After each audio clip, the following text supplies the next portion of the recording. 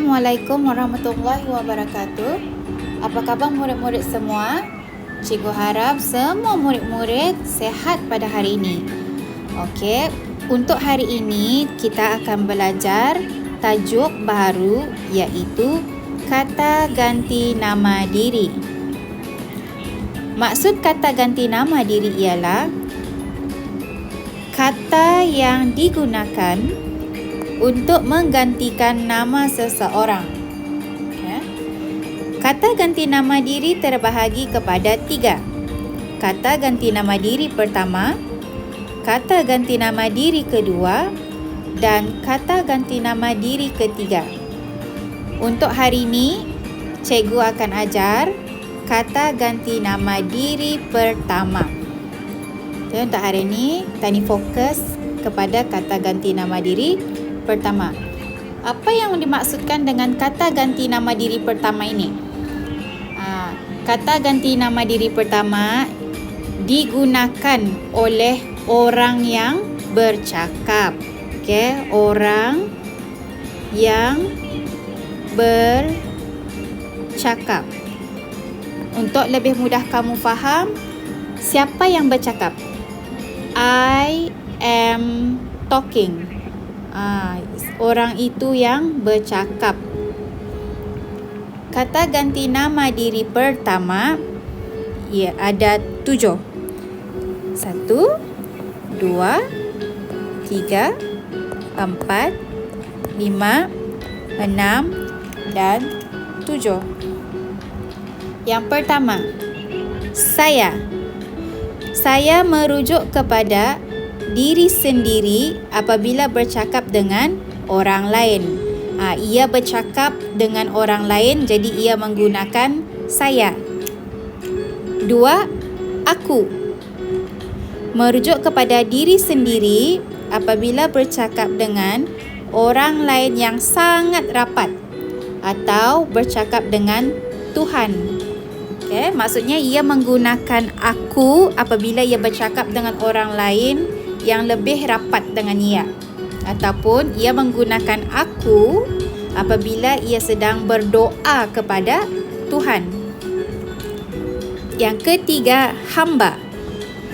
Hamba merujuk pada diri sendiri apabila bercakap dengan orang lain.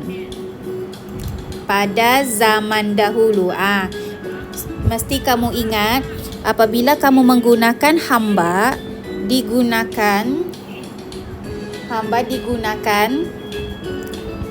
untuk zaman dahulu sahaja.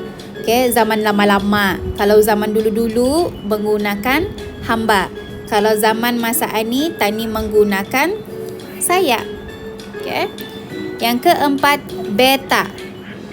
Beta digunakan oleh raja, sultan atau kerabat diraja apabila bertitah kepada rakyat. Bertitah maksudnya ia bercakap kepada rakyat. Jadinya beta ini cuma boleh digunakan oleh raja, sultan ataupun kerabat diraja. Patik digunakan oleh rakyat untuk merujuk kepada diri sendiri apabila bercakap dengan raja, sultan atau kerabat diraja. Maksudnya apabila kamu kan bercakap dengan raja ataupun dengan sultan ataupun dengan kerabat diraja, kamu hendaklah menggunakan patik. Okey. Kami merujuk kepada diri orang yang bercakap. Merujuk kepada orang yang bercakap serta kawannya apabila bercakap dengan orang lain. Selalunya kami ni kalau 2 orang ataupun 3 orang ataupun 4 orang bercakap bersama-sama. Ya. Kita merujuk kepada diri sendiri dan menyertakan diri orang yang bercakap dengannya. Okay. Ini sekarang cikgu bagi contoh. Kita ni lihat sini. Contohnya saya Merujuk kepada diri sendiri apabila bercakap dengan orang lain. Ia sendiri membahaskan dirinya. Ia membahaskan dirinya, saya. Akan pulang sebelum jam 5 petang, kata Rizal kepada ibunya. Okay. Jawapannya ialah saya. Saya akan pulang sebelum jam 5 petang, kata Rizal kepada ibunya. Nama cikgu saya ialah Cikgu Nurul. Bolehkah saya menolong Datuk? Kalau kamu lihat di sini, apabila menggunakan saya, bila ia bercakap dengan orang yang lebih tua. Contohnya, ia bercakap dengan ibunya. Okay. Lepas tu ia memberitahu nama cikgunya dan ia akan bercakap dengan Datuk yang menggunakan saya. Aku merujuk kepada diri sendiri apabila bercakap dengan orang yang sangat rapat ataupun dengan Tuhan. Okay. Contohnya gambar sini orang berdoa. Jadinya apabila berdoa, Tani menggunakan aku. Ya Allah, aku mohon perlindunganmu. Doa Saiful. Okay. Ini cluenya, doa. Kalau doa, gunakan aku. Jom singgah gerai, aku belanja, kata Siti kepada Amirah. Kenapa ia menggunakan aku? Sebab Siti dengan Amirah ini adalah kawan rapat. Okey. Seterusnya, hamba. Bila masanya menggunakan hamba? Hamba merujuk pada diri sendiri apabila bercakap dengan orang lain pada zaman dahulu. Zaman dulu-dulu, diorang indah pakai saya. Masa ni pakai saya kan? Jadi masa dulu-dulu menggunakan hamba. Akan berdagang ke negeri itu. Jadi jawapannya ialah hamba akan berdagang ke negeri itu. Ataupun hamba sungguh gembira dengan berita itu tuan hamba, kata Hulu Balang. Jadi kalau waktu dulu-dulu menggunakan hamba. Okey. Seterusnya, beta. Beta digunakan oleh raja, sultan atau kerabat diraja apabila bertitah kepada rakyat ataupun apabila ia bercakap. Okey, kalau kamu lihat di sini ada gambar cikgu ambil daripada cerita Upin Ipin. Mesti yang tahu ni. Yang ini adalah Raja Bersiong. Dan yang ini adalah Raja Indraloka. Okey. Tani lihat di sini.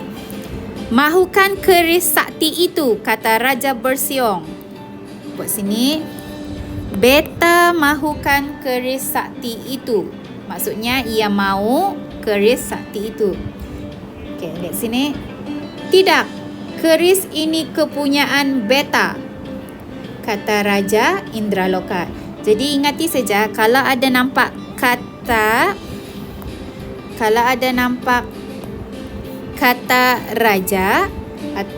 raja ataupun sultan, jadi kamu mesti menggunakan beta. Okey? Seterusnya, patik digunakan oleh rakyat untuk merujuk kepada diri sendiri apabila bercakap dengan raja, sultan atau kerabat diraja. Okey. Kalau kamu lihat sini, yang ni ialah raja ataupun sultan. Yang ni ialah macam kita ni, rakyat. Okey. Apabila rakyat kan bercakap sama sultan ataupun raja, mestilah menggunakan patik. Okay. Patik ingin mengundur diri. Kata bendahara kepada Sultan. Ia bercakap kepada Sultan, jadi mesti menggunakan patik. Okey. Seterusnya, kami merujuk kepada diri orang yang bercakap serta kawannya apabila bercakap dengan orang lain. Okey, ini macam yang Sultan ni buat, kami. Okey. Kami membaca doa sebelum makan, atau kami minta izin ke tandas. Dan yang terakhir ialah kita merujuk kepada diri sendiri dan menyertakan diri orang yang bercakap dengannya. Okey, maksudnya di sini, contoh dalam bilik darjah tu ada ramai kan? Macam contoh 1, 2, 3, 4, 5. Sini ada 5 murid. 5 murid. Jadi yang bercakap, yang megang penyapuan ni, cikgu bagi namanya Amirah. Okey. Amirah ni, ia akan bawa semua kawan-kawannya ni membersihkan kelas. Ia bawa semua ni. Jadi gunakan kita. Okey, marilah kita sama-sama membersihkan bilik darjah. Contohnya yang kedua, ada orang kemalangan. Marilah kita menolong orang itu. Okey, itu saja pelajaran kita pada hari ini. Assalamualaikum warahmatullahi wabarakatuh.